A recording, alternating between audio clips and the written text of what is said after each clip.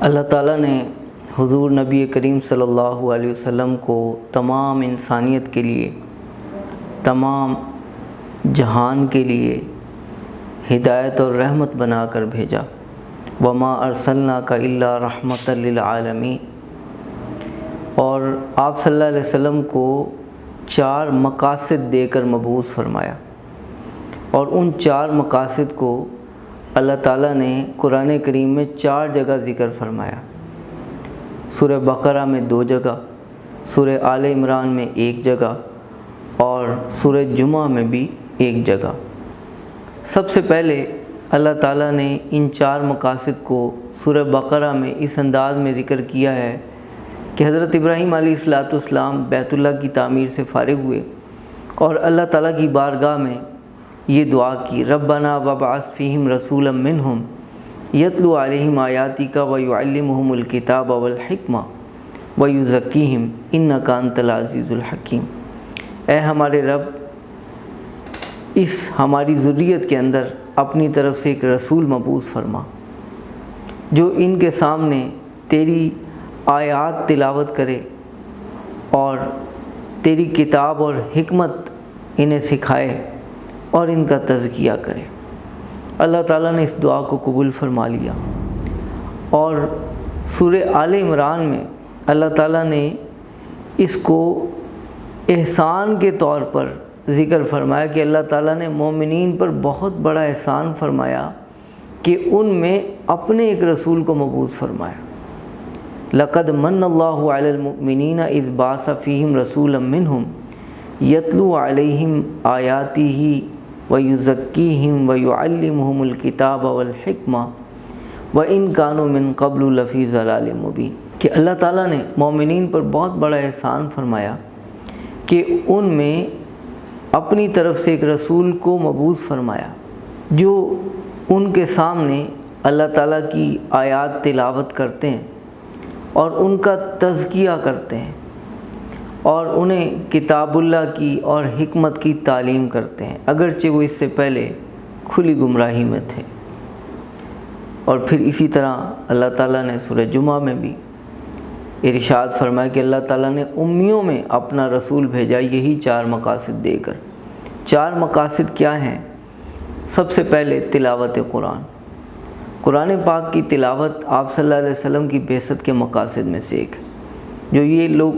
جو لوگ یہ سمجھتے ہیں کہ قرآن پاک کو بغیر سمجھے پڑھنا یہ کوئی ثواب کا کام نہیں ہے، کوئی بڑی عبادت نہیں ہے، یہ طوطے کسی رٹ لگانا ہے، تو سن لیجئے کہ قرآن پاک کی تلاوت بھی بہت بڑا ثواب کا کام ہے، اور یہ آپ صلی اللہ علیہ وسلم کی بعثت کے مقاصد میں سے ایک ہے کہ آپ صلی اللہ علیہ وسلم نے لوگوں کو قرآن پاک کو پڑھنے کا طریقہ بتایا۔ یہ سب مروی ہے آپ صلی اللہ علیہ وسلم سے، منقول ہے کہ قرآن پاک کو پڑھنا کیسے ہے، اس کا رسم الخط، اس کو پڑھنے کا طریقہ اور کون سی آیت کس صورت میں رکھی گئی ہے، یہ سب منقول ہے۔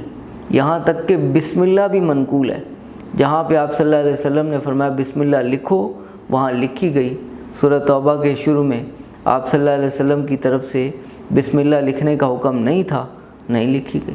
تو قرآن پاک کی جو تلاوت ہے یہ بھی آپ صلی اللہ علیہ وسلم کی بعثت کے مقاصد میں سے، اور پہلا مقصد یہی۔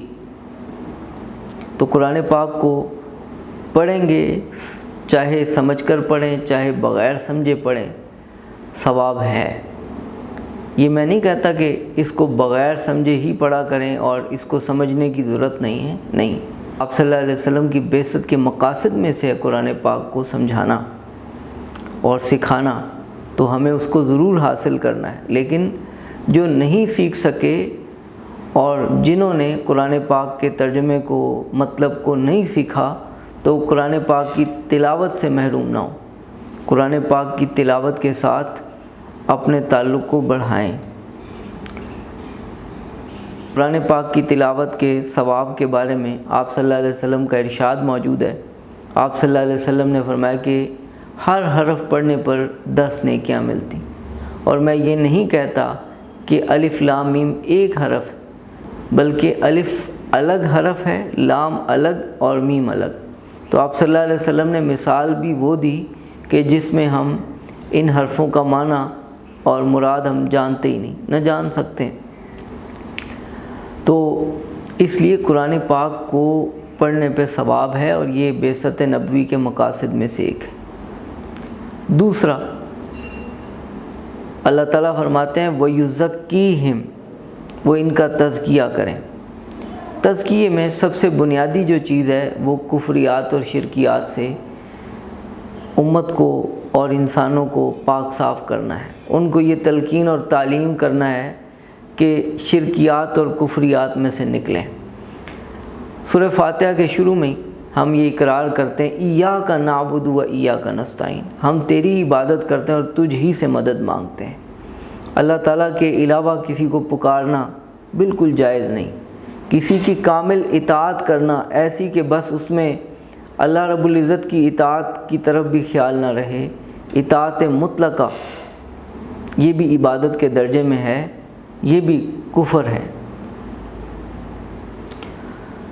تو انسانیت کو کفر و شرک سے پاک صاف کرنا یہ سب سے بنیادی درجے میں، پھر اس کے بعد گناہوں سے اور قلوب کی گندگیوں اور قدورتوں سے، اخلاق کی گندگیوں سے لوگوں کو پاک صاف کرنا، یہ آپ صلی اللہ علیہ وسلم کی بعثت کا دوسرا مقصد۔ اور تیسرا مقصد تعلیم کتاب اللہ کی تعلیم، کہ لوگوں کو کتاب اللہ سکھانا، اس کے احکام سکھانا۔ اللہ تعالیٰ نے قرآن کریم میں کیا کیا احکام دیے ہیں یہ سب سکھانا، یہ تعلیم کتاب میں آ جاتا ہے۔ اور حکمت سکھانا، اس میں آپ صلی اللہ علیہ وسلم کی سنت اور احادیث مبارکہ آ جاتی ہیں۔ آپ صلی اللہ علیہ وسلم کی احادیث مبارکہ قرآن پاک کی وضاحت ہے، اور آپ صلی اللہ علیہ وسلم کی سنت یہ قرآن پاک کی عملی شکل ہے، عملی نمونہ ہے۔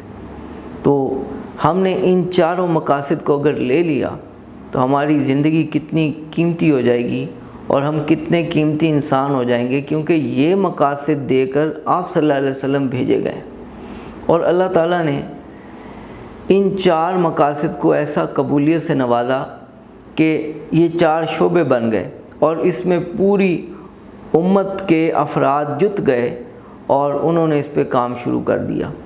تلاوت کے شعبے سے حفاظ اور قاری جڑ گئے، تزکیہ نفس سے صوفیاء مشائخ جڑ گئے، اور جو تعلیم کتاب کا شعبہ تھا اس سے علماء فقہا وہ جڑ گئے، اور حکمت کا جو شعبہ تھا اس سے محدثین جڑ گئے۔ تو یہ سارے کے سارے شعبے امت نے سنبھال لیے۔ اس لیے یہ جو علماء ہیں نا، یہ اور اہل اللہ، یہ اللہ تعالیٰ کی جماعت ہیں، اللہ تعالیٰ کی جماعت ہیں۔ وہ ان شعبہ جات کو لے کے چل رہے ہیں، ان کی بے توقیری نہیں کرنی چاہیے، اور کمی کوتاہی ہر انسان کے اندر موجود ہے۔ تو یہ چار مقاصد اللہ تعالیٰ نے آپ صلی اللہ علیہ وسلم کو دے کر بھیجا، اور ان چاروں کا تعلق اگر آپ غور کریں تو قرآن پاک سے جڑتا ہے، کیونکہ تلاوت قرآن یہ قرآن پاک کے ساتھ متعلق ہے، تعلیم کتاب بھی قرآن پاک کے ساتھ متعلق ہے، تزکیہ نفس اس کے لیے بہترین ذریعہ نفوس کو پاک کرنے کا کفریات سے، شرکیات سے اور دیگر رذیل اخلاق سے، اور کینہ، تکبر، بے صبری، ناشکری، ان چیزوں سے پاک کرنے کا جو سب سے بہترین مواد ہے وہ قرآن پاک ہے۔ اور اسی طرح آپ صلی اللہ علیہ وسلم کی جو احادیث اور سنت ہیں وہ قرآن پاک ہی سے ماخوذ ہیں، کیونکہ اللہ تعالیٰ نے قرآن پاک کو آپ صلی اللہ علیہ وسلم پر اتارا بھی، اور قرآن پاک کے معنی بھی آپ پر القاء فرما دیے۔ چنانچہ اللہ تعالیٰ کا ارشاد ہے لِتُبَيِّنَ لِلنَّاسِ مَا نُزِّلَ إِلَيْهِمْ، ہم نے آپ کو رسول اس لیے بنایا ہے اور آپ پر یہ نصیحت اس لیے نازل کی ہے تاکہ آپ لوگوں کے سامنے وہ بیان کریں جو آپ کی طرف نازل کیا گیا ہے۔ اور ایک جگہ اللہ تعالیٰ کا ارشاد ہے ثُمَّ إِنَّ عَلَيْنَا بَيَانًا، پھر اس کا بیان کر دینا یہ بھی ہمارے ذمہ ہے۔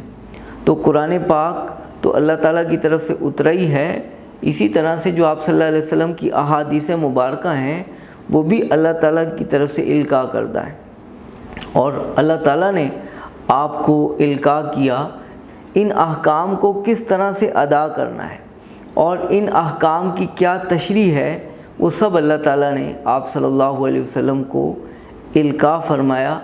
تو یہ سارے کے سارے جتنے بھی امور ہیں یہ قرآن پاک سے ان کا تعلق جوڑتا ہے بالواسطہ یا بلا واسطہ۔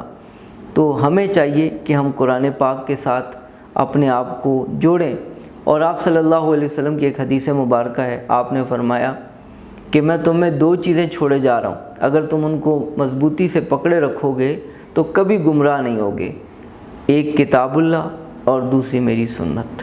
تو یہ ہمارے پاس سب سے بڑا سرمایہ ہے، ان کے مقابلے میں ہم نے کسی اور چیز کو ترجیح نہیں دینی، ان دونوں کو ہم نے ترجیح دینی، اور انہی دونوں کو ہم نے مضبوطی سے تھامنا ہے، اور کفریات سے، شرکیات سے، بدعات سے اور غلط رسوم سے ہم نے اپنے آپ کو بچانا ہے۔